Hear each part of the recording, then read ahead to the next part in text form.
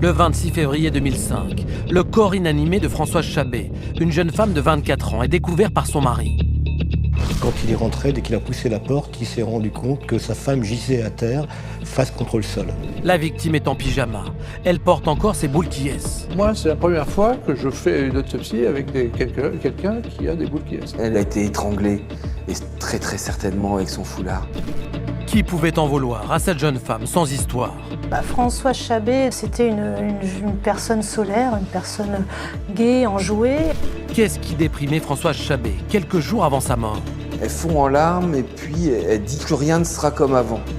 Rapidement, l'attitude du mari de la victime, Ludovic Chabet, intrigue les enquêteurs. Très vite après le décès de sa femme, il a consulté des chats plus ou moins érotiques. Pourquoi Ludovic Chabet aurait-il tué sa femme? Voilà le mobile. Ludovic a appris que Françoise avait un amant. Il ne l'a pas supporté et il l'a tué. Le mari a finalement été innocenté. Est-il alors possible que Françoise Chabet ait été tuée par son amant? Il va être cuisiné très longuement. Il ne dira rien. C'est en compagnie de Jean-Marc Bloch, ancien patron de la PJ de Versailles, et de Negar Haeri, avocate pénaliste, que nous allons revenir sur cette affaire.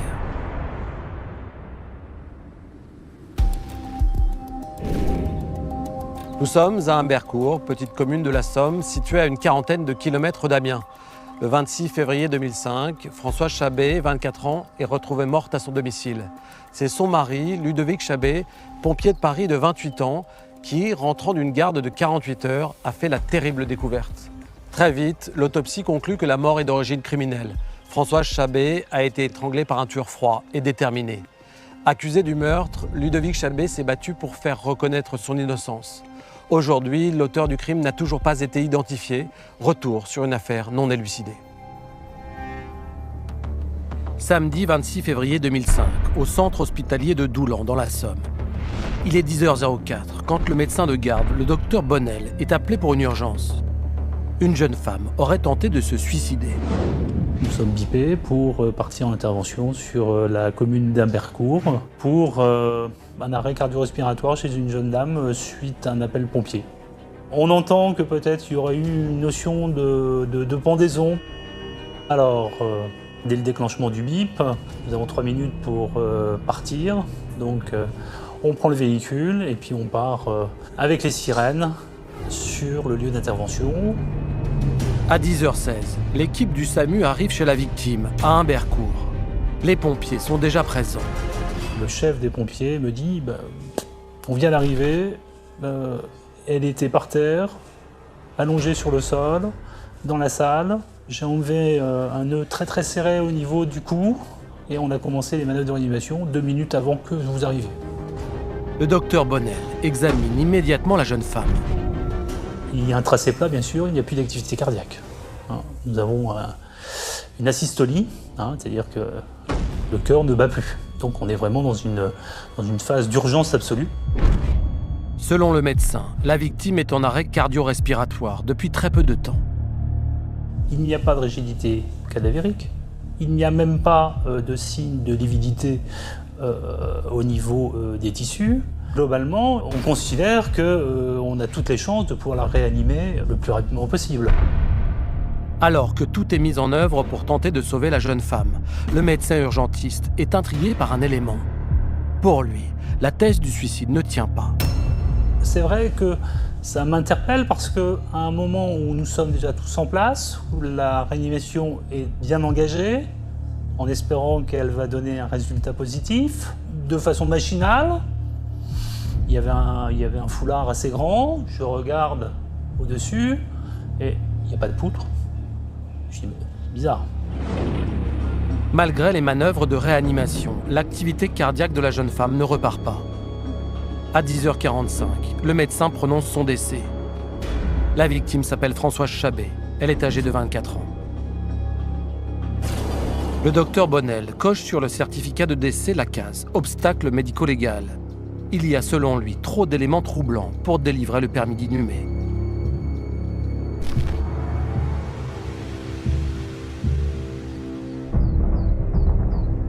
Françoise Chabet est décédée. Son mari, Ludovic, ne le sait pas encore. C'est lui qui a découvert le corps de sa femme et prévenu les secours. Mais le jeune homme a préféré attendre dehors, dans le jardin, et ne pas assister aux manœuvres de réanimation. Bouleversé, il a appelé ses parents, qui sont immédiatement venus le soutenir, ceux de son épouse également. Tous espèrent que les médecins vont réussir à sauver Françoise, mais en voyant arriver les gendarmes, la famille réalise l'extrême gravité de la situation. Alors que les secours sont encore présents, les hommes de la brigade de gendarmerie de Doulan arrivent sur les lieux à 10h35. Ils entendent tout de suite à l'extérieur de la maison le mari de la victime. Ce jeune pompier raconte comment il a découvert le corps de son épouse en rentrant d'une garde de 48 heures dans sa caserne de la banlieue parisienne. Il précise qu'à son arrivée, la porte d'entrée était fermée à clé. Ludovic Chabé indiquera rapidement qu'il est rentré chez lui, au domicile familial, et que quand il est rentré, dès qu'il a poussé la porte, il s'est rendu compte que sa femme gisait à terre, face contre le sol. Le médecin urgentiste a ensuite la lourde tâche de lui annoncer le décès de son épouse. Alors il n'y a aucune réaction vive, on va dire, de son mari. Il n'y a pas eu d'émotion. Une impression d'une personne qui est un petit peu étrangère à la situation. Alors des fois, c'est vrai qu'on a des scènes de cris, on a des scènes de larmes, on a des scènes de là, il n'y a rien. Rien du tout. Comme le veut la procédure, les gendarmes font immédiatement un rapide tour des lieux. Tout leur semble normal. La maison d'Humbercourt ne présente aucune trace d'effraction. On s'en étonne d'autant moins que Ludovic Chabé dit dès le début qu'il a ouvert lui-même la porte à clé. À l'intérieur de la maison, aucune trace de lutte, aucune trace de violence. Les pièces ne semblent pas avoir été fouillées. Le trousseau de clés de Françoise Chabé est à sa place, accroché au mur. Il n'y a aucune trace d'effraction et dans la maison, sur le buffet, on retrouve une enveloppe avec 500 € en liquide. 500 € qui traînent sur le buffet, ça fait penser que l'hypothèse du crime crapuleux est à exclure. Le corps de Françoise Chabé est allongé sur le dos dans la salle à manger, entre le buffet et la table. Elle porte un pyjama. À ses pieds, il y a une paire de chaussons. À quelques centimètres de son visage, sur le carrelage, il y a une trace de sang. Un technicien en identification criminelle de la brigade de recherche d'Abbeville effectue des prélèvements. Lors de leur première constatation, les enquêteurs notent la présence d'un cendrier sur la table du salon, mais aucun mégot à mettre sous scellé. Il y a un pompier qui dira avoir vu un mégot sur le sol, près du corps de Françoise. Ce sont les pompiers qui, en mettant dans un sac poubelle le matériel dont ils se sont servis pour la tentative de réanimation, qui l'ont mis à la poubelle. Il y en a un qui dira que c'est une forme de respect pour le corps qui était allongé au sol, de ne pas laisser un mégot traîner à côté de lui. Dans la chambre à coucher de la victime, les volets sont encore fermés. Le lit est défait du côté droit. Sur la table de nuit, les gendarmes retrouvent 2 boîtes de médicaments, un somnifère et un anxiolytique. À 12h30, un médecin légiste du centre hospitalier d'Amiens vient effectuer la levée de corps. Le médecin qui intervient pour la levée de corps, elle remarque des traces sur le visage de Françoise. Elle remarque ces traces de strangulation qui sont pas impressionnantes. C'est pas un collier rouge autour du cou, mais il y a quand même nettement une trace, un sillon. Un hématome est également visible sur le front. Pour conclure son examen, 2 heures après le décès de Françoise Chabé, le légiste prend les températures. Il indique qu'il fait 19,9 degrés dans la maison. Et puis surtout, et j'ai envie de dire enfin, on va prendre précisément la température de Françoise, qu'on va estimer à 32 degrés à ce moment. Ces 2 températures seront capitales pour le médecin légiste. Ce sont elles qui permettront d'estimer l'heure de la mort. Le corps est transporté aux pompes funèbres générales d'Amiens, en attendant d'être autopsié. À 13h45, les gendarmes de la brigade de Doulan quittent le domicile des Chabé. Ils ne placent pas la maison sous scellé. Les proches de la victime, se retrouvant seuls, vont alors ranger et nettoyer la maison d'Humbercourt.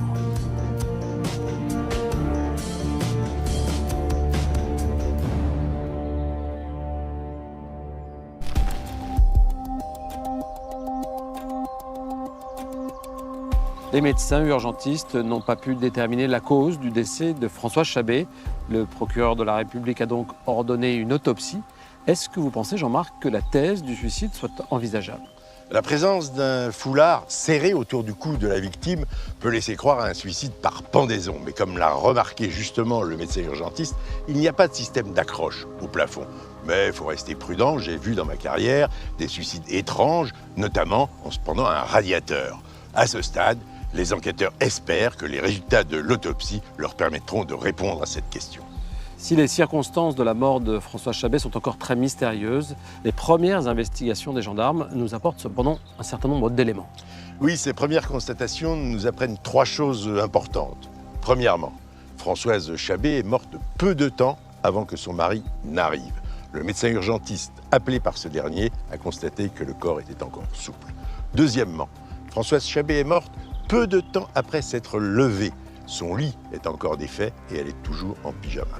Troisièmement, et ce n'est pas le moins important, il n'y a eu ni effraction ni vol. Ludovic Chabet déclare qu'il a dû utiliser sa clé pour déverrouiller la porte de sa maison. Comme on l'a vu, la maison n'a pas été mise sous scellé. Cela va avoir des conséquences dommageables pour la suite de l'enquête. Comment se fait-il que les gendarmes n'aient pas gelé les lieux ? Effectivement, c'est une grave erreur, mais je crois qu'à ce moment, personne n'envisage de l'hypothèse criminelle. Pour les gendarmes, cette maison, cette salle de séjour, cette chambre ne sont pas des scènes de crime. Il aurait mieux valu geler cette scène de découverte d'un corps dans l'attente des résultats de l'autopsie. Est-ce que vous trouvez suspect que la famille se soit empressée de faire le ménage ? Alors bien sûr, c'est légitime de se poser cette question, mais je crois que chacun, dans de telles circonstances, peut avoir des comportements très différents. Et là, à défaut d'instructions contraires des gendarmes, les proches de la victime ont voulu effacer toutes les traces matérielles de cet horrible drame qui ne disparaîtra pourtant jamais de leur mémoire. Ils ont nettoyé les traces de sang, ils ont lavé la vaisselle, ils ont refait le lit. C'est parfaitement humain. Dans l'après-midi de la découverte du corps de Françoise Chabet, les gendarmes convoquent les proches de la jeune femme. Ils les entendent un à un pour tenter de cerner la personnalité de la victime. Quelques heures après le décès de Françoise Chabet, son mari et ses parents sont entendus à la brigade de recherche de Doulan, à quelques kilomètres d'Humbercourt. Tous ses proches sont unanimes. Françoise menait une vie paisible.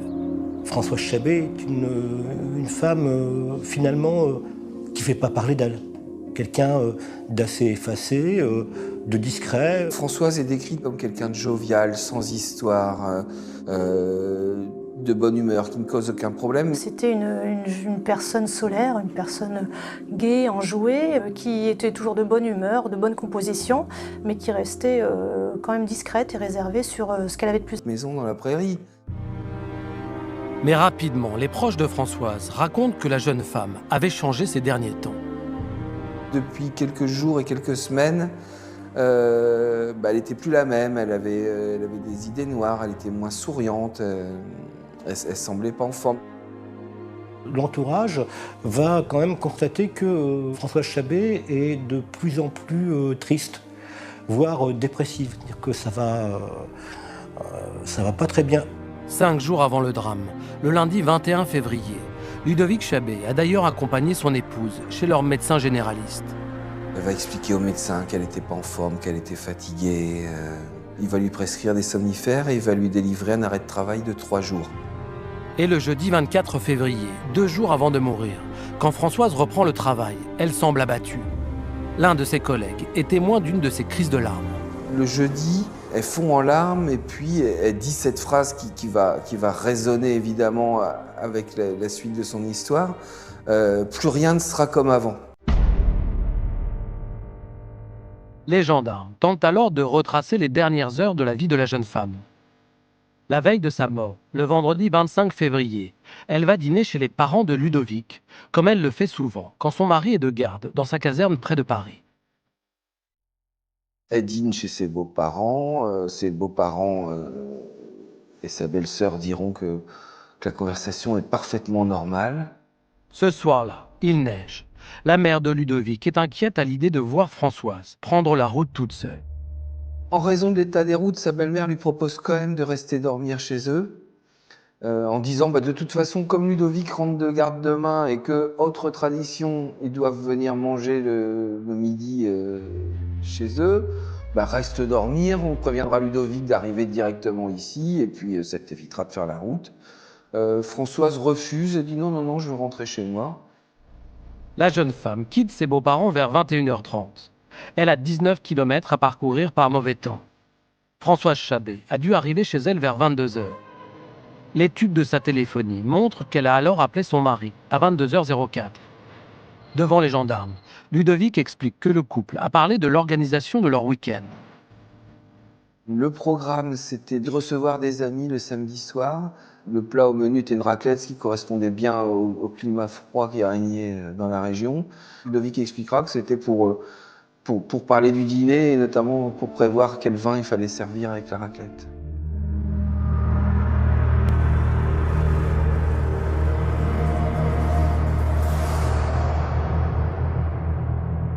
N'égard, pour l'instant, les investigations se font dans le cadre d'une ouverture d'information pour recherche des causes de la mort. Juridiquement, qu'est-ce que cela signifie ? Lorsqu'on découvre un cadavre, mais que les causes de la mort ne sont pas déterminées, le procureur de la République peut demander l'ouverture d'une information judiciaire pour savoir s'il s'agit d'une origine criminelle.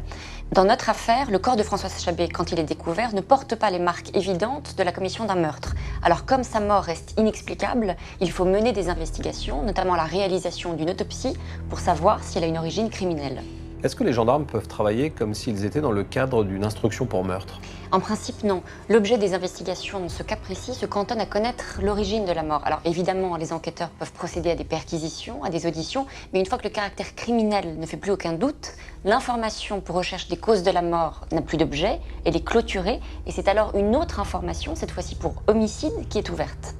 Les gendarmes attendent maintenant avec impatience les résultats de l'expertise médico-légale. Ils espèrent que l'autopsie permettra de déterminer la cause et l'heure du décès. Le 28 février 2005, le corps de Françoise Chabé est autopsié au centre hospitalier d'Amiens. Le médecin légiste commence par l'examen externe du corps. Il note immédiatement que la victime porte des boules qui est. Moi, c'est la première fois que je fais une autopsie avec quelqu'un qui a des boules qui est. Non, c'est la première fois. Autour du cou, il constate la présence de légères traces, avec un sillon imparfait d'environ 5 cm de large. Sur la région frontale, un hématome attire l'attention du médecin. Elle a un hématome important au niveau du front, et donc cet hématome est survenu alors qu'elle était vivante, parce que je vous rappelle que les hématomes ne surviennent que quand on est vivant. Un autre hématome est visible à l'arrière du crâne. Impossible de déterminer si ces hématomes ont été causés par un coup direct ou par une chute au sol. Débute ensuite l'examen interne du corps. Le médecin s'intéresse au cou de la victime pour tenter de déterminer la cause du sillon visible sur la peau. Pendant l'autopsie, il y a du sang autour de la carotide. Donc il y a eu un mouvement de striction et d'appui sur les carotides à ce niveau-là qui fait que les lésions sont tout à fait majeures. Le légiste vient de découvrir les causes de la mort. Les certitudes, c'est que c'est un crime. C'est une mort asphyxique criminelle et qui n'est pas accidentelle ni volontaire, c'est pas un suicide. C'est quelqu'un qui serre et qui obstrue les voies respiratoires. Et cette asphyxie mécanique aurait été provoquée par un objet bien précis. J'ai tous les éléments pour avoir une mort par asphyxie par un lien. Le lien étant le foulard. Là, c'est quelqu'un qui tient pendant 3 minutes. Et ça permet d'avoir une strangulation. Pas panique, hein.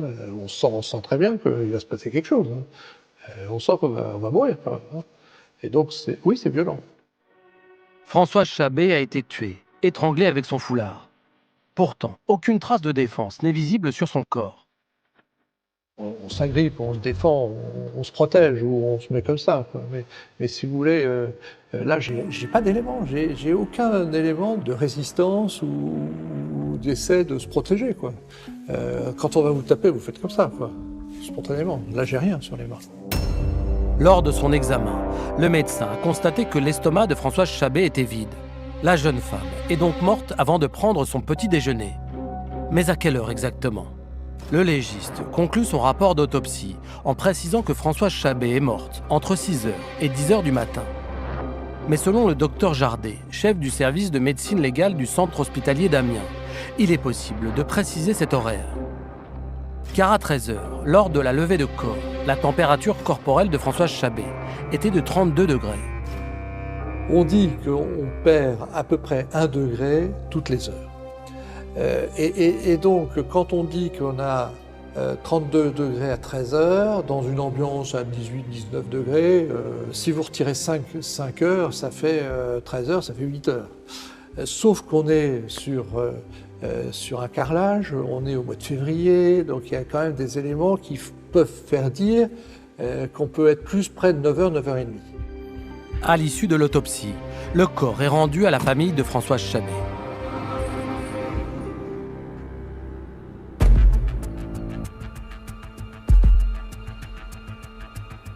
L'autopsie conclut avec certitude à l'origine criminelle du décès de Françoise Chabé.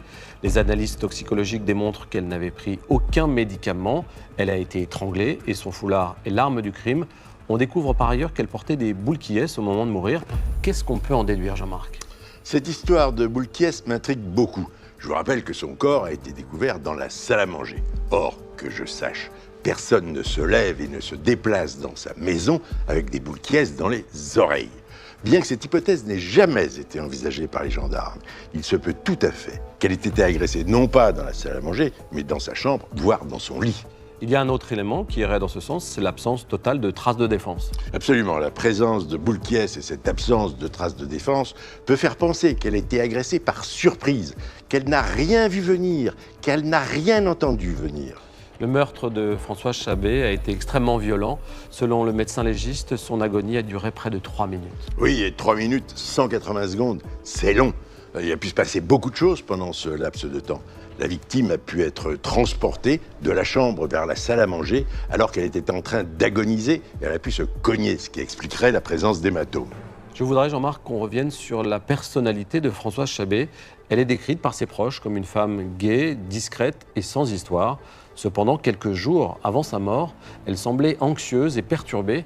Elle avait même prononcé cette phrase énigmatique « Plus rien ne sera comme avant ». Est-ce que vous pensez que ce changement de comportement peut avoir un lien avec le meurtre ? Oui, c'est très probable. Cette jeune femme, apparemment sans histoire, sombre soudain dans une dépression.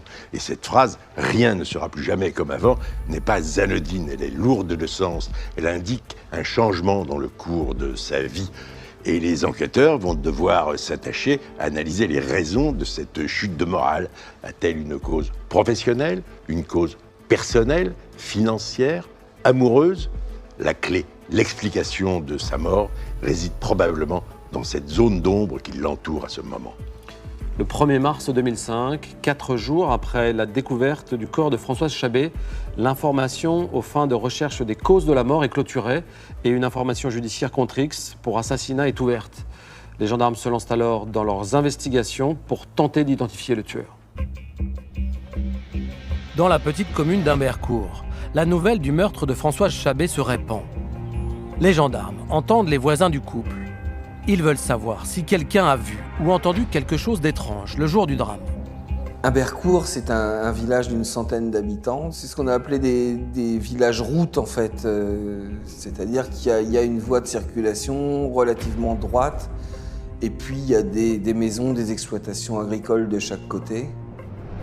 Quand une voiture étrangère s'arrête ici, elle ne passe donc pas inaperçue. Et d'ailleurs, les voisins directs du couple Chabé alertent les services de gendarmerie sur un mystérieux véhicule qui rôdait dans le village, la veille de la mort de Françoise Chabé. Une voiture sombre qui aurait manœuvré à l'entrée d'un chemin, qui était entré dans le village, qui en est reparti.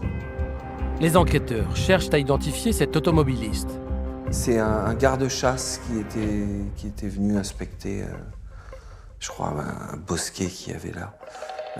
Donc voilà, hypothèse exclue. Ludovic Chabé, le mari de la victime, oriente alors les enquêteurs sur une autre piste. Celle d'un homme de 45 ans, au chômage depuis des années. Un individu au comportement inquiétant. Il y a un marginal qui vit avec sa maman à Humbercourt, dans le village, et qui, selon Ludovic Chabé, a la mauvaise habitude de forcer un peu la porte des gens pour pouvoir boire un coup, pour être invité au bistrot du secteur.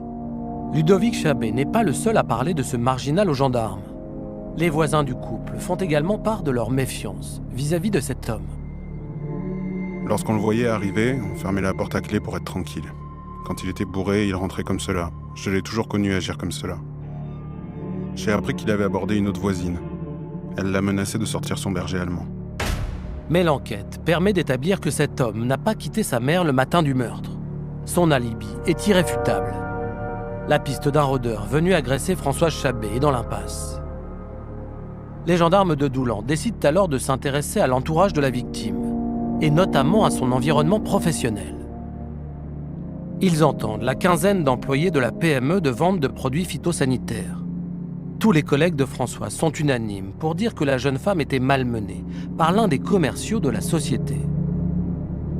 Manifestement, elle était embêtée par quelqu'un qui lui mettait la pression régulièrement, qui la harcelait sur le plan du travail. Les proches de Françoise Chabé pensent que ces mauvaises relations professionnelles sont à l'origine de son état dépressif, juste avant le meurtre. L'explication qu'elle a donnée, c'est qu'elle avait des problèmes au travail, avec un collègue qui de plus était membre de la famille de Ludovic, c'était un oncle de Ludovic. Pour les enquêteurs, cet homme, violent verbalement, était suffisamment proche de la victime pour qu'elle accepte de lui ouvrir sa porte. Il est donc un suspect tout à fait sérieux. Ça aurait pu être quelqu'un avec qui elle aurait pu se disputer et que ce soit mal fini. Convoqué dans les locaux de la gendarmerie de Doulan, l'oncle de Ludovic dément toute implication dans le meurtre. Il dit être resté chez lui le matin du 26 février 2005, à travailler sur son ordinateur. Les enquêteurs saisissent son PC et l'envoient en expertise. Il a un alibi en béton, il était en train de consulter des sites internet chez lui la matinée des faits, et les relevés téléphoniques et tout ce qui est lié aux adresses IP permet de le prouver de manière certaine. Donc cette porte-là est fermée. Les gendarmes ne trouvent aucune réponse à leurs nombreuses questions. Qui a tué Françoise Chabé? Quel est le mobile du crime? La jeune femme a-t-elle volontairement ouvert la porte à son agresseur? Quand on entend sonner, on va rarement ouvrir en pyjama, sauf si l'on sait que c'est une personne que l'on connaît. Les témoins diront qu'il était totalement exclu qu'elle ouvre la porte à quelqu'un de l'extérieur en pyjama, qu'elle était très pudique et qu'elle se serait habillée pour ouvrir la porte à quelqu'un de l'extérieur. Est-il alors possible que quelqu'un soit entré avec un double des clés du domicile des Chabé?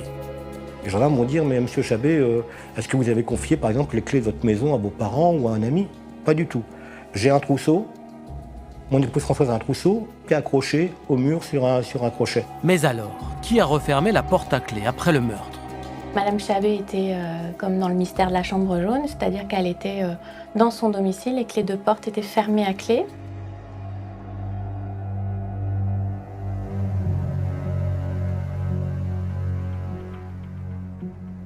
Les premières pistes suivies par les gendarmes ne mènent à rien. Cette enquête est difficile car aucun indice susceptible d'orienter les investigations n'a été découvert sur la scène de crime. Les gendarmes se tournent alors vers le mari de Françoise Chabé. Est-il possible que le jeune pompier soit impliqué dans le décès de sa femme?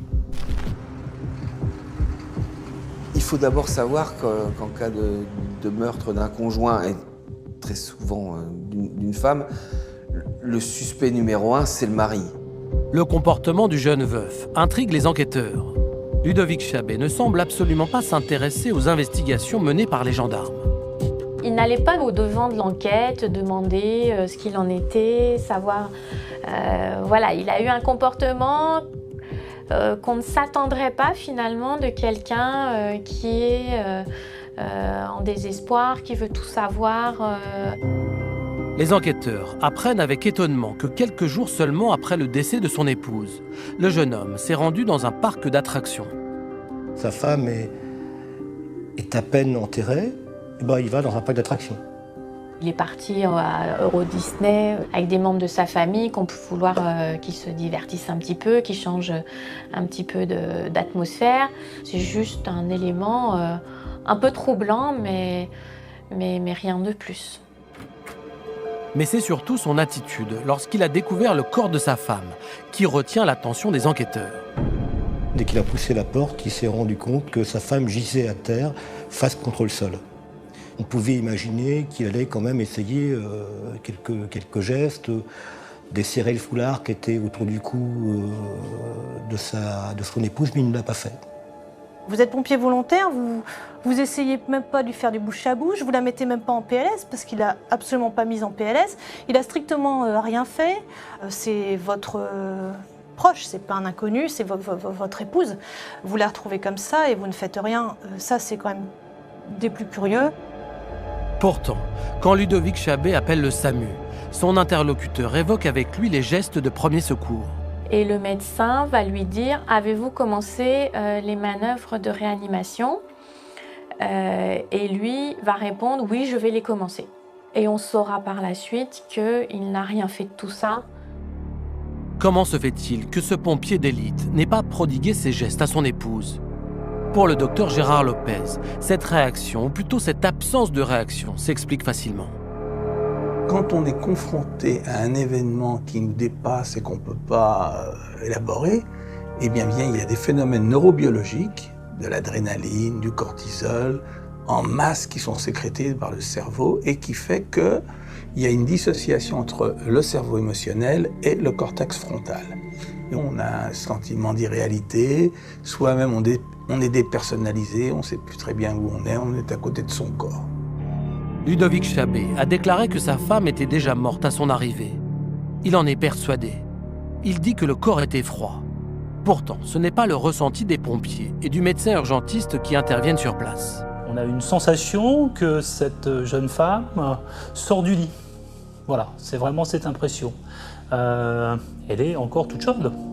Le médecin urgentiste et même les gendarmes vont dire tout de suite que leur impression, c'est qu'elle est encore chaude, quasiment normalement. Alors que Ludovic Chabet dira que pour lui, elle était froide. Tous ces éléments nourrissent les soupçons des gendarmes vis-à-vis du jeune veuf. C'est alors que le 31 mars 2005, l'Institut génétique de Nantes rend ses conclusions sur l'expertise ADN de l'arme du crime, le foulard. Il y a l'ADN de Ludovic Chabet sur le foulard de sa femme, et précisément à l'endroit où le nœud a été serré. L'ADN de M. Chabet se trouve en mélange avec l'ADN du pompier et au niveau intéressant, c'est-à-dire du nœud. Comme par hasard, on retrouve son ADN pile à l'endroit où on retrouve l'ADN du pompier qui a desserré le nœud du foulard pour permettre justement les manœuvres de réanimation que le mari, éploré, n'a pas effectuées. Un élément matériel qui semble intéressant, mais facilement contestable par le mari. Le fait que l'ADN de Ludovic Chabet se retrouve sur le foulard de Françoise Chabet, je vous dirais que c'est un peu normal. J'imagine que dans chaque maison, on retrouve l'ADN de l'ensemble des membres de la famille sur la plupart des vêtements des autres membres de la famille. Les experts ne pourront jamais dire si l'ADN de M. Chabet était présent avant et que l'ADN du pompier s'est superposé à lui après, au moment du desserrage, ou si c'était au moment des faits que l'ADN de M. Chabet s'est trouvé à ce niveau-là et que c'est une preuve.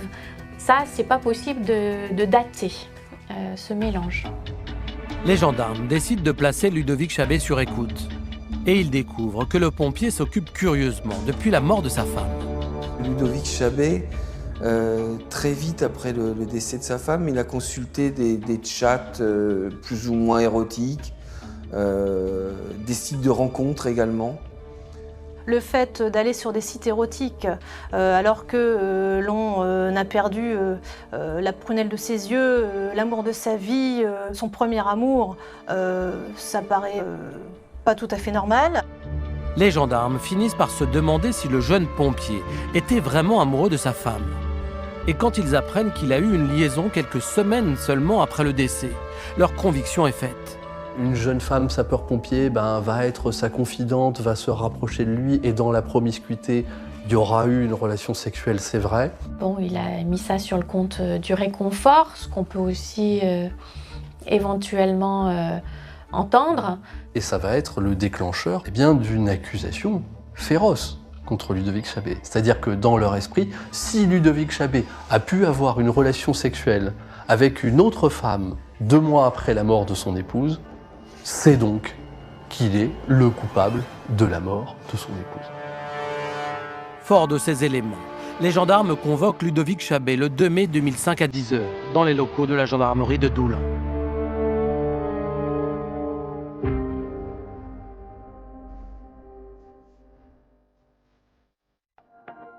Ludovic Chabé est arrivé à la gendarmerie sans savoir qu'on le soupçonnait du meurtre de sa femme. Immédiatement, on lui a notifié son placement en garde à vue pour une durée maximale de 18h30. Gare, pourquoi les gendarmes ne peuvent-ils pas l'entendre 24 heures comme c'est normalement le cas? Parce que cette garde à vue succède à d'autres mesures dont Ludovic Chabé avait déjà fait l'objet dans cette même affaire. Des perquisitions, des saisies, des auditions en tant que témoin, le tout formant une durée de 5h30. Et comme la loi considère ces mesures comme étant aussi contraignantes que la garde à vue, leur durée se déduit des fameuses 24 heures. Ludovic Chabé ne pouvait donc être placé en garde à vue que pour une durée maximale de 18h30, en sachant de toute façon que la loi autorise, sous certaines conditions, le renouvellement de la garde à vue pour 24 heures supplémentaires. Avant de commencer les auditions, les gendarmes lui demandent s'il souhaite s'entretenir avec un avocat. Ludovic Chabé refuse. Pourquoi, selon vous, de nombreux gardés à vue refusent-ils l'assistance d'un avocat? C'est une erreur en garde à vue de ne pas faire appel à un avocat. Souvent, c'est par méconnaissance de la procédure ou en tout cas de la tension qui y règne. On pense pouvoir se débrouiller seul. Or, le fait, à tort ou à raison, d'être mis en cause, interrogé pendant plusieurs heures par des enquêteurs est extrêmement intimidant et on peut finir par perdre ses moyens et jeter par lassitude des réponses qui n'ont rien à voir avec la réalité. Est-ce que l'avocat est présent pendant toute la durée des interrogatoires? Aujourd'hui, et depuis une loi d'avril 2011, oui, l'avocat peut assister son client durant toutes ses auditions, c'est-à-dire pendant qu'il se fait interroger. Mais avant cette date, et donc au moment où Ludovic Chabé est placé en garde à vue, la loi autorisait l'avocat à n'avoir qu'un court entretien de 30 minutes avec son client. Concrètement, que fait un avocat pendant une garde à vue? Concrètement, l'intervention de l'avocat en garde à vue, c'est surtout un soutien psychologique et moral pour son client, parce que sinon elle reste extrêmement dérisoire. Il peut consulter certaines pièces seulement du dossier, mais pas celles qui concernent véritablement le fond, ce qui ne lui permet pas de préparer une réelle défense. Et puis surtout, pendant l'audition, sa présence reste quasiment muette, parce qu'il ne peut intervenir qu'à la fin en posant des questions ou en formulant des observations. Après avoir refusé de rencontrer un avocat, Ludovic Chabé refuse également de voir un médecin. Il demande juste aux gendarmes de prévenir sa mère. À 10h15, le premier interrogatoire commence. Ludovic Chabé exprime son incompréhension. Il le jure, il n'a pas tué son épouse. Très vite, les gendarmes l'interrogent sur son emploi du temps, le matin du meurtre. Ludovic Chabé dit qu'il a quitté la caserne des pompiers de Montreuil vers 8h. Lui, il dit qu'il est arrivé vers 10h moins 5 chez lui à Humbercourt, ce qui colle à peu près parce que ce sont des petites routes. Les questions fusent. Les gendarmes passent d'un sujet à l'autre. Le rythme des interrogatoires est éprouvant, il a très peu de temps de repos. Bon, en plus, il le dira lui-même, on me proposait à boire et à manger, mais j'étais tellement abasourdi que je refusais. Vous êtes dans une position inconfortable. La garde à vue, c'est d'abord mettre mal à l'aise physiquement celui qui est gardé à vue. Après 4h30 d'audition, Ludovic Chabé bénéficie d'un temps de repos d'une demi-heure. Puis, retour dans la salle d'interrogatoire. Ludovic Chabé persiste à nier toute implication dans le meurtre de sa femme. Les gendarmes vont alors tenter de le déstabiliser. Ils vont aller interpeller sans motif, sans aucun motif, la mère et la sœur de Ludovic Chabé. Ils vont les placer en garde à vue pour montrer à Ludovic Chabé que sa mère et sa sœur sont là. Et ils vont lui dire, maintenant, soit tu avoues que tu es l'auteur de la mort de Françoise, soit tu pars en prison avec ta mère et ta sœur. C'est très courant de la part des policiers, des enquêteurs, de jouer sur le fait d'avoir arrêté plusieurs personnes en même temps. Vous gardez à vue votre principal suspect dans une pièce, et puis vous détenez en garde à vue sa compagne, son compagnon, son frère, sa mère. On vous dit, si tu parles maintenant, ta mère va être tranquille. Ou si tu parles maintenant, tout ira bien. Phrase qui ne veut rien dire. À minuit, Ludovic Chabé a été entendu pendant près de 12 heures. Il n'a pu se reposer que 2h15 et il a refusé toute alimentation. Sa mère et sa sœur ont été relâchés, mais il ne le sait pas.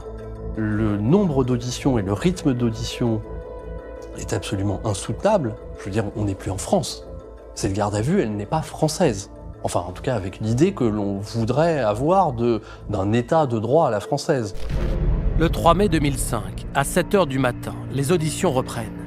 Ludovic Chabé n'a toujours pas accepté de manger. La garde à vue, elle est construite pour faire avouer. Elle est construite pour que celui qui est suspect, qui est gardé à vue, dise quelque chose. Elle ne sert qu'à ça. Et la stratégie des gendarmes fonctionne.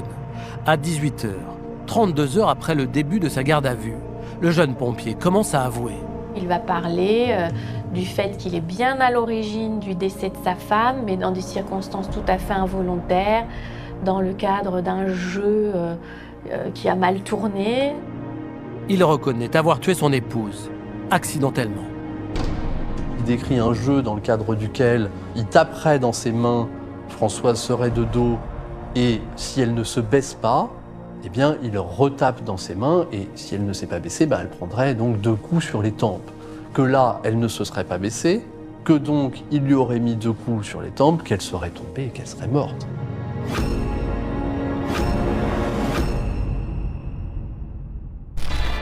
Seulement, les aveux de Ludovic Chabé ne correspondent en aucun point aux constatations médico-légales.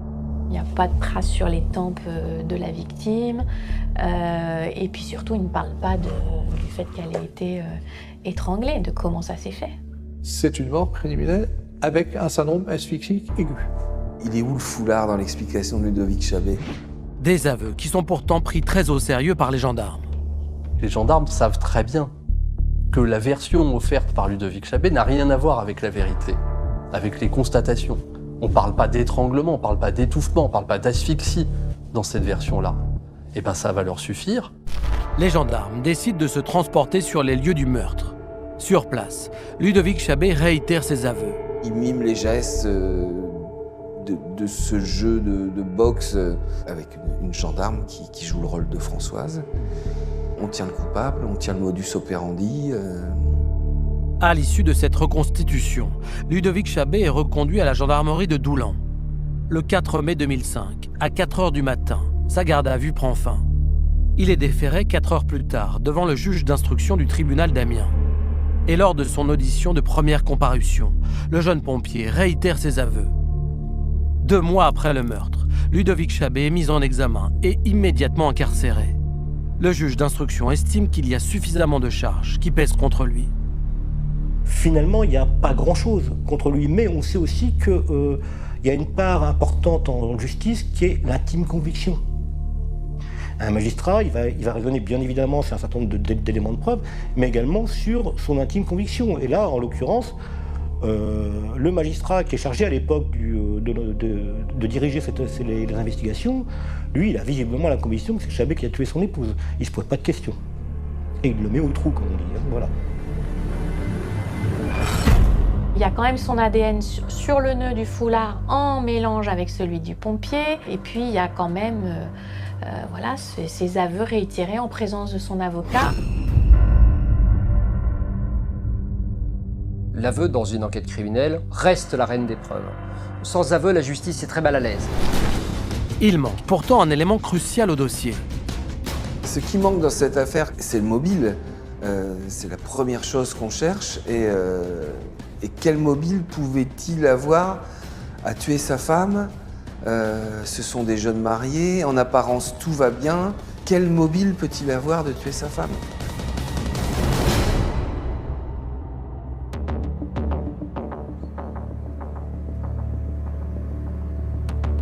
Jean-Marc, Ludovic Chabé a avoué le meurtre de sa femme. Il décrit une scène étonnante, celle d'un jeu qui aurait mal tourné. Qu'est-ce que vous en pensez? Pour que des aveux soient crédibles, il faut qu'ils soient circonstanciés et corroborés par d'autres éléments.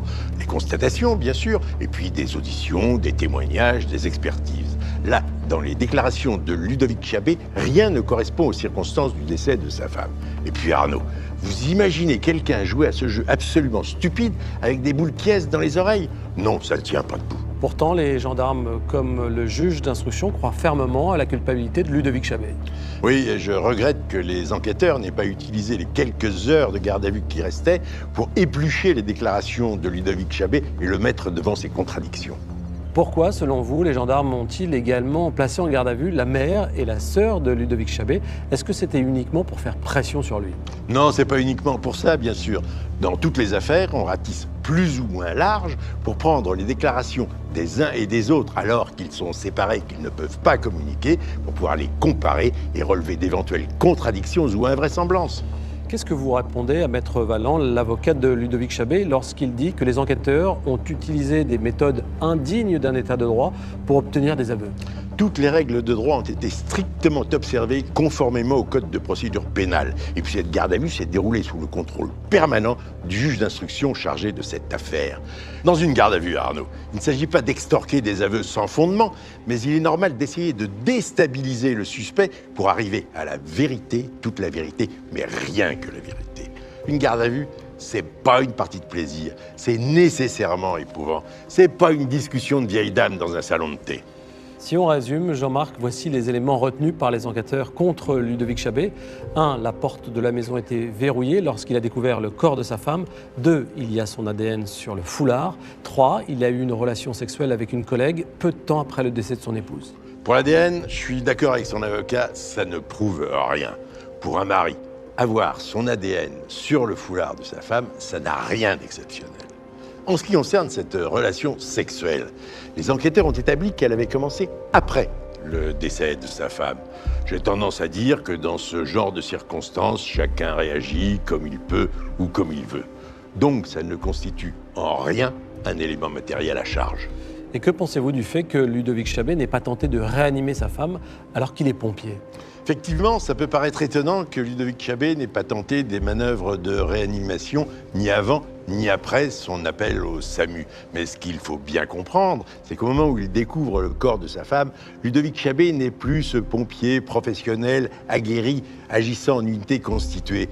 C'est un homme seul, désemparé face au corps inerte de sa femme. Il est en état de sidération, incapable de réagir, tétanisé. Il reste quand même un élément troublant dans cette enquête, c'est le fait que la porte ait été fermée à clé. Il y a plusieurs explications possibles à cela. Soit un double des clés a été fait, soit Ludovic Chabé s'est trompé dans sa première déclaration en déclarant que la porte était verrouillée. Mais en tout état de cause, à ce stade de l'enquête, ça reste un élément incriminant. Une fois en prison, Ludovic Chabé revient immédiatement sur ses aveux. Il écrit une lettre à ses parents dans laquelle il explique qu'il a tout inventé pendant sa garde à vue. Le juge d'instruction a immédiatement connaissance de ce courrier, mais cela ne change en rien sa conviction. Du fond de sa cellule, Ludovic Chabé clame maintenant son innocence. Il n'était absolument pas prêt à l'incarcération, c'est-à-dire que il vient de perdre sa femme, il est totalement déconstruit, il est totalement perdu, et puis on l'accuse du meurtre de sa femme. Les mois passent et l'instruction se poursuit. Ludovic Chabé reste l'unique suspect, mais aucun élément matériel ne prouve de manière irréfutable sa culpabilité. C'est alors que le 9 septembre 2005, un étrange courrier parvient au palais de justice d'Amiens. Le magistrat instructeur va recevoir des lettres anonymes qui dénoncent Chabé comme étant l'auteur du crime. En quelques mois, le juge d'instruction va recevoir 5 lettres. À chaque fois, l'écriture est identique. Le message est toujours le même. Ludovic Chabé a tué son épouse. Le magistrat instructeur va demander des investigations pour savoir qui est ce corbeau qui envoie ces lettres dénonçant Chabé. La graphologie, après 3 expertises, ne permet pas de dire qui a écrit une lettre, puisque ce corbeau aura été une première fois désigné comme étant la belle-mère de Ludovic Chabé. Elle dit que c'est pas elle, donc on fait une autre expertise graphologique, et là c'est le meilleur ami de Ludovic Chabé. Bon, on saura que c'est pas lui aussi. Quelle peut bien être la motivation de ce corbeau? Alors les corbeaux, qui envoient donc des lettres anonymes, c'est vraiment une forme très, très érotisée d'agressivité. C'est-à-dire, c'est vraiment détruire, salir, abîmer, faire du mal en restant anonyme. C'est simplement une recherche de plaisir par le mal que l'on fait à l'autre. C'est une forme d'agressivité. Les investigations ne permettent pas d'identifier le corbeau. Ces lettres, elles n'apportent rien de nouveau par rapport au dossier, mais c'est un élément pour le moins troublant. Tout ça va quand même, sans doute, enfoncer le clou de la conviction du magistrat chargé du dossier, qui va donc toujours maintenir Ludovic Chabé en prison. Et 9 mois après le meurtre, un nouveau témoignage va venir renforcer l'accusation. Le 12 novembre 2005, la voisine directe du couple Chabé raconte avoir vu Françoise vivante le matin du drame. Elle va relater qu'elle se trouvait dans son champ, qu'elle travaillait avec son mari depuis 8 heures du matin, au silo, au fumier, etc. Elle a mis du temps à s'en souvenir, mais maintenant elle est certaine d'avoir vu Françoise à la fenêtre de sa cuisine entre 9h et 9h30. Et elle ajoute avoir aperçu Ludovic Chabé se garer devant sa maison, quelques minutes plus tard. La jeune femme était donc encore en vie au retour de son mari. À l'endroit où était placé ce témoin, vous pouviez voir exactement ce qu'il y avait derrière la fenêtre, au bout, là où se tenait Françoise. On le voit parfaitement.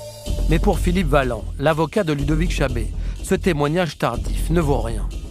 Elle a vu Ludovic à telle heure, elle a vu Françoise Chabé à la fenêtre, il était 9h30, elle en est sûre.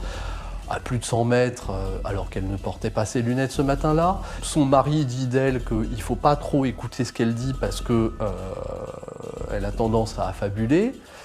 Et elle ne sait rien, elle n'a rien vu. Ça ne veut pas dire que c'est un faux témoignage. Ça veut dire simplement qu'il faut le prendre avec des pincettes.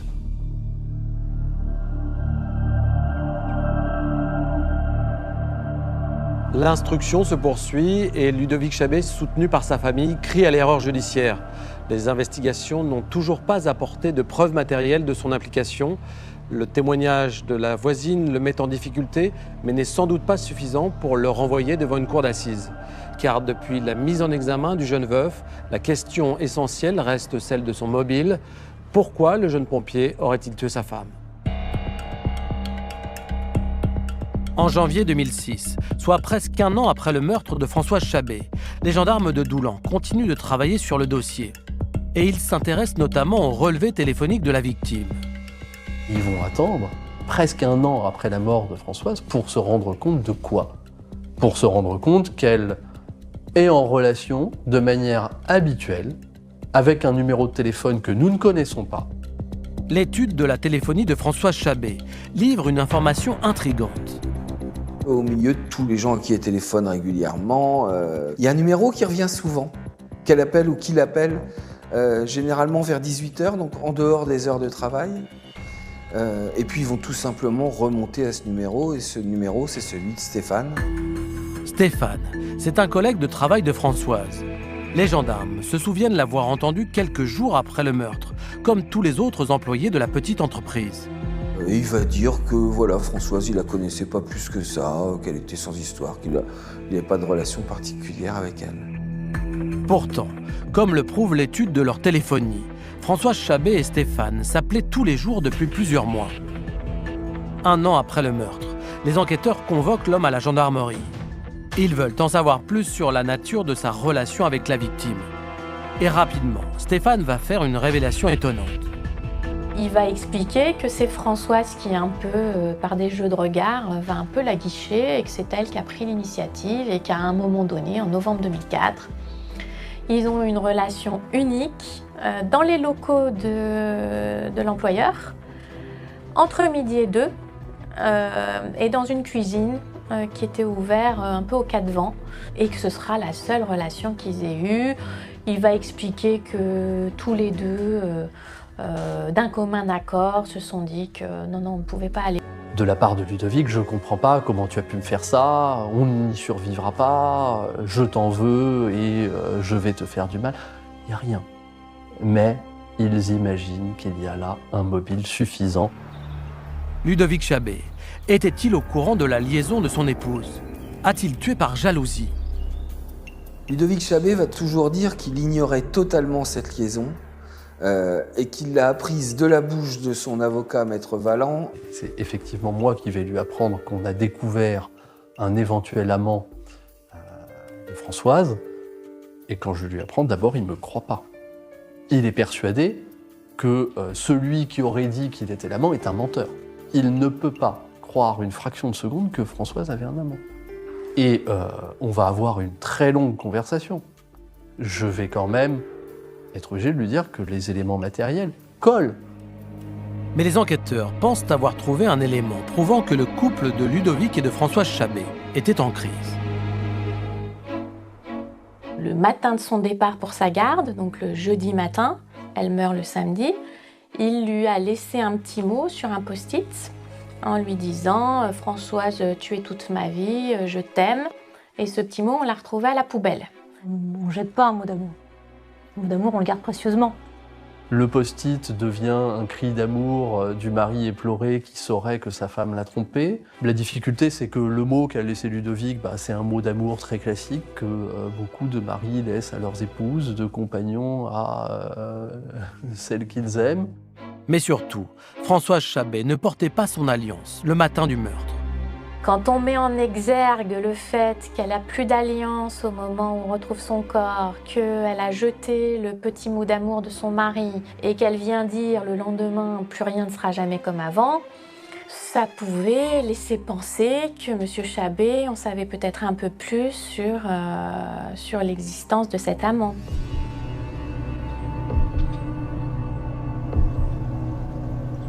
Les gendarmes pensent que Ludovic Chabet a tué sa femme car elle le trompait. Depuis le début de l'affaire, il est établi que le jeune pompier a quitté sa caserne de Montreuil vers 8 h le matin du meurtre. Mais ils doivent maintenant prouver qu'il en avait matériellement le temps.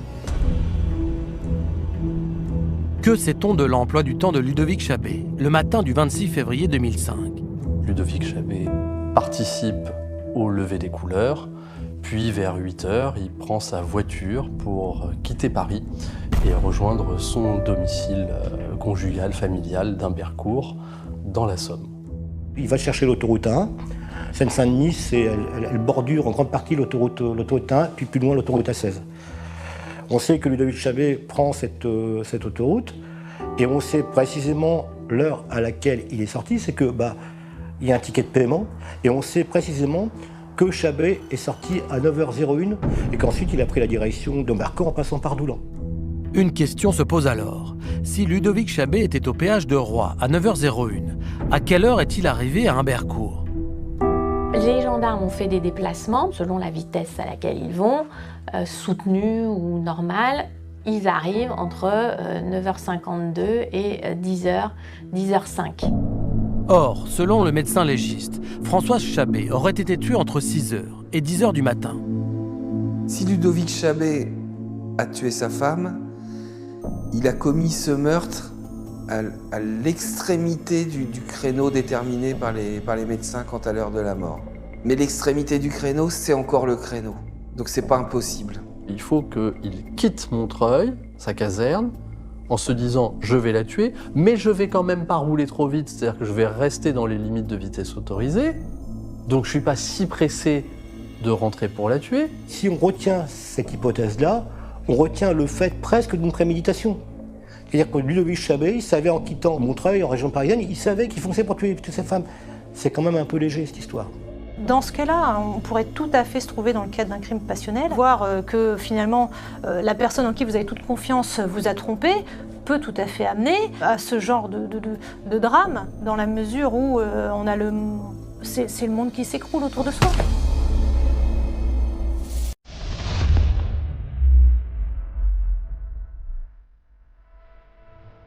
Ludovic Chabet a été mis en examen pour le meurtre de sa femme près de 2 mois après les faits. Mais l'accusation semblait fragile car elle ne reposait que sur les aveux du jeune pompier. En découvrant la relation extra-conjugale de la victime, les gendarmes pensent alors tenir le mobile du crime. On sent bien, Jean-Marc, que c'est un tournant important dans l'enquête. Forcément, car il est bien difficile d'envoyer quelqu'un devant une cour d'assises pour y être jugé sans pouvoir expliquer pourquoi il a tué. On serait alors dans l'hypothèse d'un crime passionnel. Pourtant, rien ne prouve que Ludovic Chabet savait que sa femme l'avait trompé. Oui, je comprends très bien que son avocat s'engouffre dans cette brèche, mais pour moi, c'est un autre élément qui fragilise l'hypothèse d'un crime à caractère passionnel. Ce sont ces fameuses boules qui est. Rappelez-vous, Arnaud, Françoise Chabet portait ces boules qui est au moment où elle a été tuée. Or, on imagine mal un mari fou de colère parce qu'il a appris qu'il était trompé, rentrer chez lui, essayer d'avoir une explication avec sa femme qui porte des boules qui est et qui n'entend rien. Non, ce crime comme il faut froidement, rapidement, sans qu'aucune altercation n'existe, ne correspond pas à l'idée qu'on se fait d'un homicide à caractère passionnel. Selon les gendarmes qui ont refait à différentes vitesses le trajet entre la caserne de Montreuil et la maison du couple à Humbercourt, Ludovic Chabé aurait tué sa femme quelques minutes seulement après son arrivée. La voisine dit d'ailleurs l'avoir vu garer sa voiture juste après avoir aperçu Françoise Chabé vivante. Nous le savons très bien, les témoignages humains sont souvent sujets à caution. Les hommes ne sont pas des caméras de vidéosurveillance. Ils peuvent se tromper sur l'heure, sur le jour, voire sur la semaine. Les gendarmes ont fini par identifier le corbeau qui envoyait des lettres anonymes au juge pour accuser Ludovic Chabé. C'était son codétenu qui profitait de ses absences dans la cellule pour fouiller dans ses papiers afin d'étayer ses dénonciations. En réalité, cet individu n'avait aucune information. Il était juste animé par le désir de nuire aux jeunes pompiers. De son côté, l'avocat de Ludovic Chabé ne va plus cesser de dénoncer la faiblesse de l'accusation. En février 2006, Philippe Valland saisit la cour d'appel d'Amiens pour demander une nouvelle fois la remise en liberté de son client. Et je vais leur dire des choses qui sont extrêmement simples. C'est comment pouvez-vous être certain que vous tenez l'assassin ? Celui-là, même, Ludovic Chabé, qui ne porte aucune lésion de lutte avec son épouse, elle qui n'a aucune lésion de défense. Une garde à vue totalement pourrie par des manipulations des gendarmes. Les arguments de Maître Valland portent et son client est remis en liberté le 7 mars 2006. Après plus de 10 mois de détention, le jeune pompier sort de prison mais reste sous contrôle judiciaire. Il est hyper ému d'être mis en liberté, lui-même n'y croyait pas, parce qu'au bout d'un moment, on n'y croit plus. On ne croit plus dans ce système qui a tenté de vous briser depuis le début. Mais aux yeux de la justice, Ludovic Chabé reste l'unique suspect du meurtre. Mise en liberté, ça ne signifie pas que l'affaire elle est terminée, et ça ne signifie pas que les juges, les procureurs ne vont pas continuer leurs investigations à charge et ne vont pas vouloir que Ludovic Chabé comparaisse devant une cour d'assises. Et ça, je suis très clair avec lui. Ludovic Chabé tente malgré tout de reprendre sa vie, là où il l'avait laissée. Il retrouve son poste au sein de la prestigieuse brigade de sapeurs-pompiers de Paris. Le jeune homme tente de retrouver une vie normale. La vie de Ludovic Chabé reprend son cours, mais avec une gigantesque épée de Damoclès au-dessus de la tête, parce que l'instruction, elle se poursuit. Il sait qu'il risque un procès pour meurtre ou assassinat, avec de très grosses peines de détention possibles. Malgré cela, Ludovic Chabé reconstruit sa vie. Il va rencontrer une nouvelle compagne, qu'il va épouser et avec qui il va avoir une petite fille. Mais ce nouveau bonheur familial est de courte durée. Ludovic Chabé est renvoyé devant la cour d'assises de la Somme pour le meurtre de sa femme.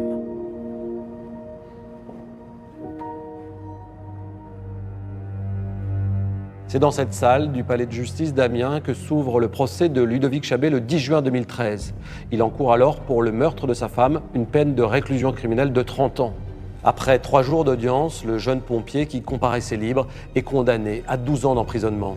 Son avocat annonce immédiatement qu'il fait appel de cette décision. Le 28 mai 2015, le procès en appel de Ludovic Chabé s'ouvre devant la cour d'assises de l'Oise, à Beauvais. Un procès d'assises, c'est un nouveau procès à Beauvais et c'est donc une nouvelle tension. Tension qui est d'autant plus grande que c'est l'appel et donc c'est le procès de la dernière chance. Après celui-là, c'est terminé. Et s'il est condamné, c'est une condamnation probablement définitive sur laquelle on ne pourra pas revenir. Et donc l'enjeu, il est absolument énorme. Ludovic Chabé aborde ce nouveau procès très différemment. Il est bien décidé à clamer haut et fort son innocence. Ludovic Chabé, il a compris qu'il fallait se battre pour être acquitté et il a compris qu'il devait participer à son procès. Il vient à l'audience de Beauvais, pour lui c'est son procès. Le procès d'Amiens, on l'oublie. Il va être capable de montrer ses émotions bien davantage, parce qu'à Amiens, il avait quand même semblé froid. À Beauvais, il va être acteur de son procès. Pour la famille de Françoise Chabé, ce procès est leur dernier espoir. Ils espèrent enfin connaître la vérité sur ce qui s'est passé ce matin de février 2005, à Humbercourt. Vous avez une famille qui attend beaucoup, qui attend la vérité, qui attend de pouvoir enfin savoir qui a tué Françoise. Si c'est Ludovic Chabé. Et puis, beaucoup de questions en attente, beaucoup de tensions, beaucoup de stress, parce que c'est aussi quelque part l'aboutissement de tant d'années d'épreuves. C'est toute la fébrilité de se dire on est presque au bout. Contrairement au premier procès, Ludovic Chabé obtient du président de la cour d'assises l'autorisation exceptionnelle de ne pas se placer dans le box des accusés. Il assiste au débat près de son avocat. C'est pas anodin. Comparaître dans un box vitré, ça vous met sur les épaules une sorte de présomption de culpabilité qui dit le contraire du code, puisque le code dit qu'il y a une présomption d'innocence jusqu'au jugement définitif. Le fait que Ludovic Chabé n'ait pas comparu dans le box des accusés, mais était assis au même titre que les témoins, m'a profondément choquée. Si vous mettez un accusé dans le box, c'est le box du gibier d'assises. Et donc il a l'air coupable. Si vous le laissez libre assis sur une chaise, à ce moment-là, vous ne truquez pas le jeu. Le procès de Ludovic Chabé doit durer 5 jours. Mais c'est à la fin de la 3e journée qu'une déposition cruciale va venir bouleverser le cours des débats. On a vécu à Beauvais un vrai moment d'audience. Dans un procès où l'enjeu est lourd, puisque c'est la liberté d'une personne qui se dit innocente. Et on a vécu un de ces moments d'audience où tout bascule. Cette déposition, c'est celle d'un médecin légiste de renommée. Un expert travaillant dans le prestigieux Institut médico-légal de Paris. C'est le mardi, donc on est 48 heures avant le verdict. Et on interroge par visioconférence un des médecins légistes qui a procédé à la contre-expertise, c'est-à-dire qu'il a travaillé sur les éléments qui avaient été collectés par ses confrères. L'enjeu de cette contre-expertise était de taille. Fixer l'heure de la mort de Françoise Chabé. C'est l'expertise essentielle, puisque c'est l'expertise qui permet de dire que voilà, Françoise est décédée sur tel créneau horaire, et qu'à tel créneau horaire, vous aviez le mari qui était sur place. Et donc quand l'expert va se présenter à la barre, et parce que j'ai eu une très mauvaise note en mathématiques au baccalauréat, je lui dis pardon, mais on va recommencer ensemble le calcul en vue de fixer l'heure de la mort et à partir de vos critères. Dans le rapport de contre-expertise, les experts établissaient l'heure de la mort entre 9h30 et 10h du matin. Une heure à laquelle Ludovic Chabé pouvait être rentré chez lui. Quelque part, c'est un créneau qui pourrait être suffisant pour le condamner. Je lui dis, mais elle a été réanimée pendant 30 à 45 minutes. Est-ce que ces 30 à 45 minutes retardent l'apparition de lividité ou de rigidité cadavérique? Il me dit, oui, on n'a pas pris en compte ces 30 à 45 minutes. L'expert remet alors en doute les conclusions de son rapport et établit désormais l'heure de la mort autour de 8h30, heure à laquelle Ludovic Chabé était sur la route et donc dans l'incapacité de commettre le meurtre. Il y a des avocats qui grattent 10 ans aux assises. Maître Valland, il a gratté une demi-heure en fait. La déposition du légiste va totalement changer le cours du procès. On a été très nombreux à comprendre qu'il y a quelque chose qui se jouait à ce moment-là, quelque chose d'important. Il avait gratté une demi-heure et il avait gagné la liberté de son client. Le 5 juin 2015, après 4 heures de délibéré, la cour d'assises d'appel de l'Oise prononce l'acquittement de Ludovic Chabé. C'est pas un moment si joyeux que ça. C'est pas vrai. Parce que c'est 10 ans de souffrance. C'est 10 ans de mensonges. C'est de la souffrance, évidemment, bien sûr, pour Ludovic Chabé, pour les siens. Et puis c'est de la souffrance aussi pour la famille de Françoise. Que finalement, les gendarmes, l'institution judiciaire, leurs avocats ont persuadé que Ludovic Chabé était le coupable. Bien évidemment que c'était une incompréhension, un choc, une tristesse complémentaire. Acquitté lors de son procès en appel, Ludovic Chabé est définitivement innocenté. Plus aucune charge ne pourra être retenue contre lui dans ce dossier. Comment est-ce que vous allez passer là les prochaines heures, les prochains jours? Je peux pas vous dire. Je suis KO. Faut me laisser le temps de réagir, de réfléchir. Je sais pas. On dit souvent que la machine judiciaire est extrêmement lente. Dans notre cas, Ludovic Chabé a été acquitté du meurtre de sa femme 10 ans après les faits. Les gars, pourquoi selon vous, alors qu'il a été mis en examen très rapidement, a-t-il fallu attendre si longtemps ? Parce que les étapes procédurales dans ce genre d'affaires sont extrêmement longues. Entre le moment où un meurtre est commis, le moment où une personne suspecte est mise en examen, jugée en première instance, et puis éventuellement en appel, des années et des années peuvent s'écouler. L'idée, c'est qu'au fur et à mesure de ces étapes, on réunisse, évalue, discute tous les éléments à charge et à décharge pour se rapprocher le plus possible de la vérité et éviter les erreurs judiciaires. Dans le meilleur des cas, lorsqu'une personne innocente est mise en cause, elle sera mise hors de cause assez rapidement, par exemple, pendant l'instruction judiciaire. Dans notre affaire, le calvaire judiciaire de Ludovic Chabé a pris fin d'une manière heureuse puisque son innocence a été finalement reconnue. Mais sa malchance a été qu'elle le soit extrêmement tard, c'est-à-dire à la fin du processus judiciaire devant la cour d'assises d'appel.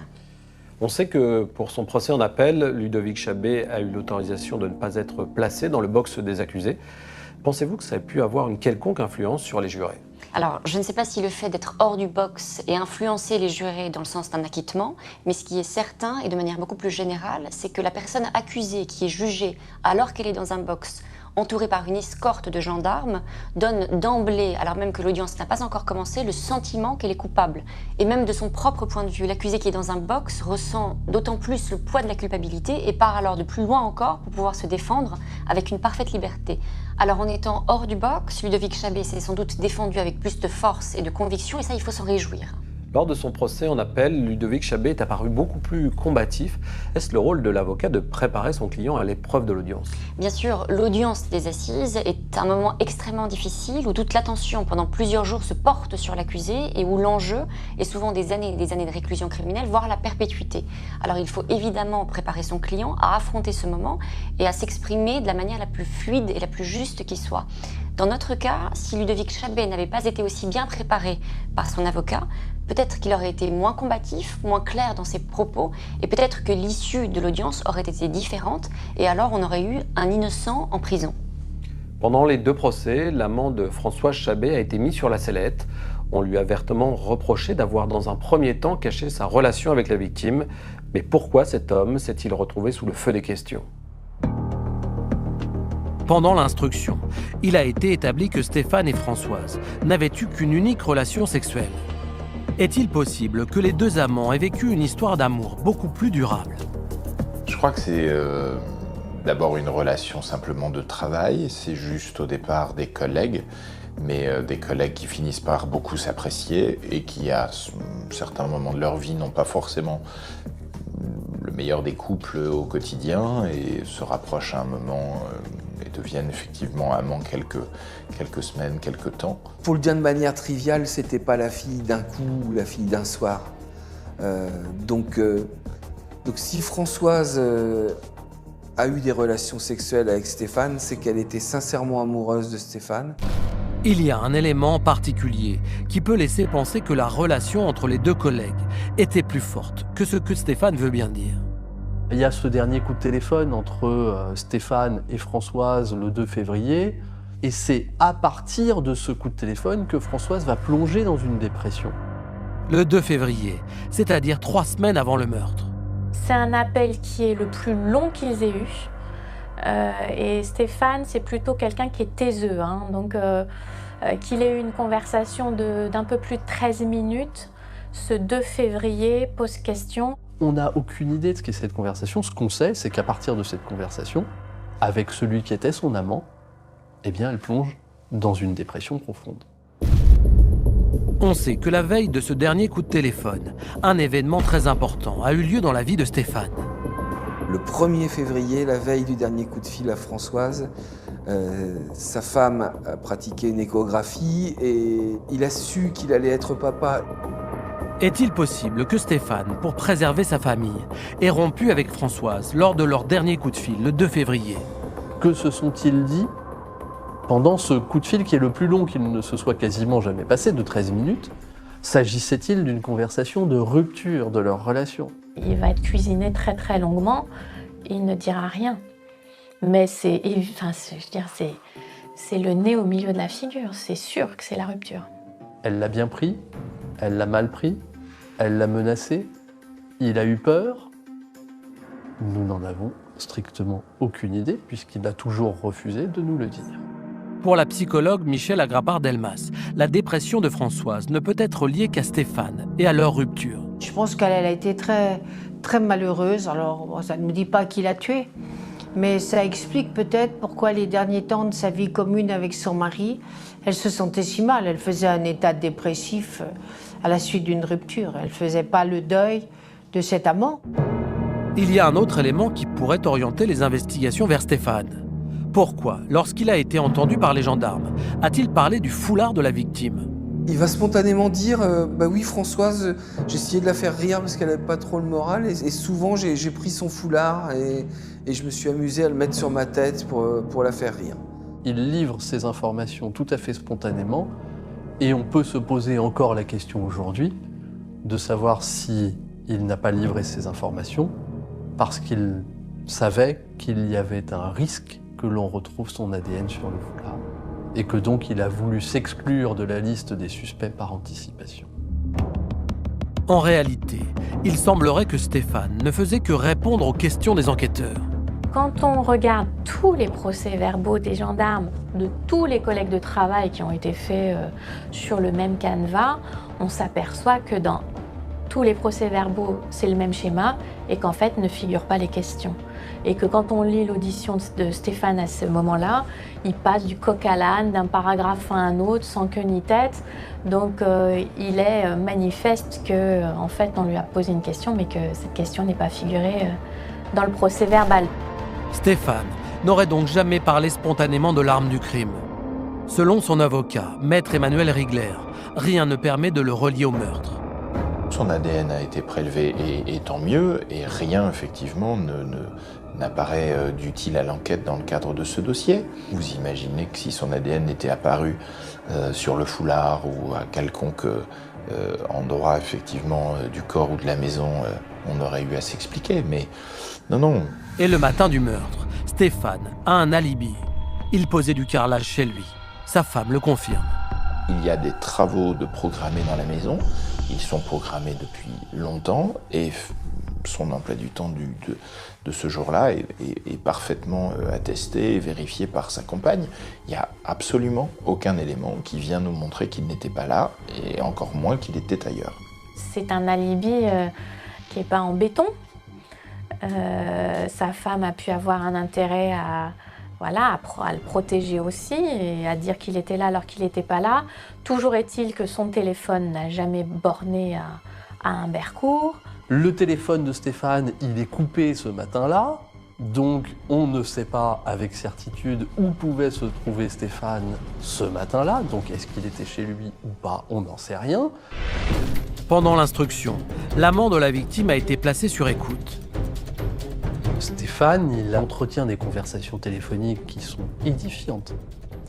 Avant ses auditions, ou entre ses auditions à lui et les auditions des membres de sa famille, il contacte les uns et les autres, il leur indique des éléments de réponse qu'ils devront apporter au cours de leurs auditions à eux. Pour l'avocat de Stéphane, ces appels ne prouvent rien. Chacun s'entraide pour essayer de se souvenir de tel élément, de tel détail, de tel repère, de telle référence. Et ça n'est pas se mettre au point sur une version, c'est juste se souvenir effectivement de la façon dont les choses se sont enchaînées. Aujourd'hui, Stéphane vit avec sa femme et ses 2 enfants. Il n'a jamais été mis en cause dans le meurtre de Françoise Chabé. Mais il n'y a rien qui tient contre cet homme. Effectivement, il n'y a absolument aucun élément à charge contre lui. Mon client ne veut absolument plus entendre parler de moi. Quand je l'appelle, il est traumatisé. Il répond qu'au 3e appel parce qu'il se demande ce que je vais lui dire, ce que je vais lui annoncer. Non, c'est quelqu'un qui n'a plus du tout la même vie pour plein de raisons qu'avant. Aujourd'hui, l'identité du meurtrier de Françoise Chabé est toujours un mystère. Des années d'enquête, de vérification, un homme accusé à tort et un dossier toujours non élucidé. Et si la justice avait depuis le début pris la mauvaise direction? Est-ce que, alors qu'on l'a affirmé depuis le début de cette affaire, c'est un homicide, c'est vraiment un homicide? C'est pas une allergie massive? Est-il possible, comme le pense aujourd'hui Maître Valland, que le décès de Françoise Chabet soit d'origine naturelle ? Il n'y a rien qui permet de dire qu'elle était allergique, quoi que ce soit. Le rapport d'autopsie, il est clair, net, précis. C'est une strangulation. Et il faut de laisser croire que ça pourrait être autre chose qu'un meurtre. C'est une femme qui a même dû souffrir, c'est une femme qui a dû voir dans ses yeux l'auteur des faits.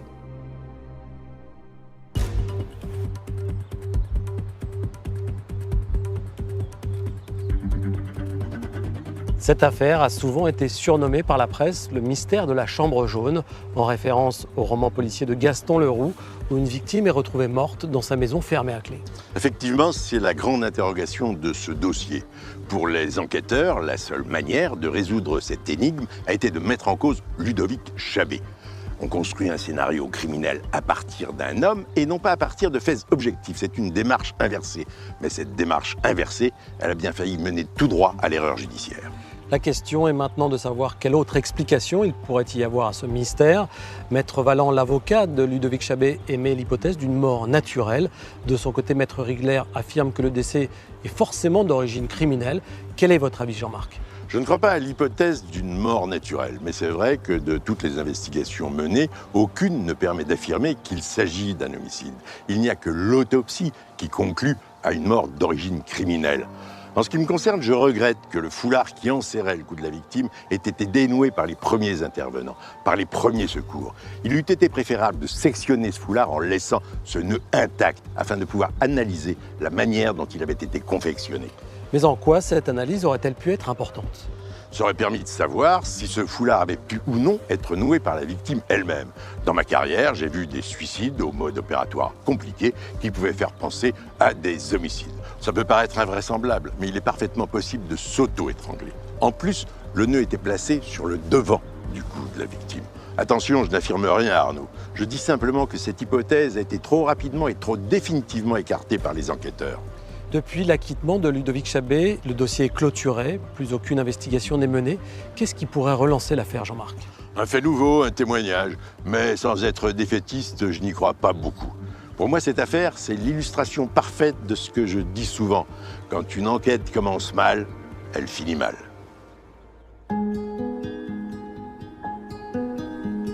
On peut imaginer que ça restera un gros dossier avec marqué dessus affaire Chabet contre le ministère public et que ce dossier il finira dans un sous-sol des palais de justice et qui prendra beaucoup de poussière. Ils ne peuvent pas et ils n'ont pas le droit de faire ce qu'ils font habituellement, c'est-à-dire qu'une fois que l'acquittement est prononcé, les dossiers sont clôturés. Ça n'est pas possible. Et on le doit reconstruire. Sa situation, elle est complexe. Il a besoin de cette vérité et en même temps, il a besoin de récupérer une véritable existence. Donc, il y a comme une volonté probablement d'oubli, de fuite, une forme de droit à l'oubli peut-être.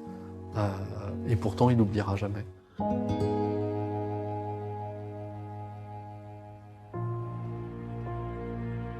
Françoise et Ludovic Chabet menaient une existence heureuse et avançaient confiants dans la vie.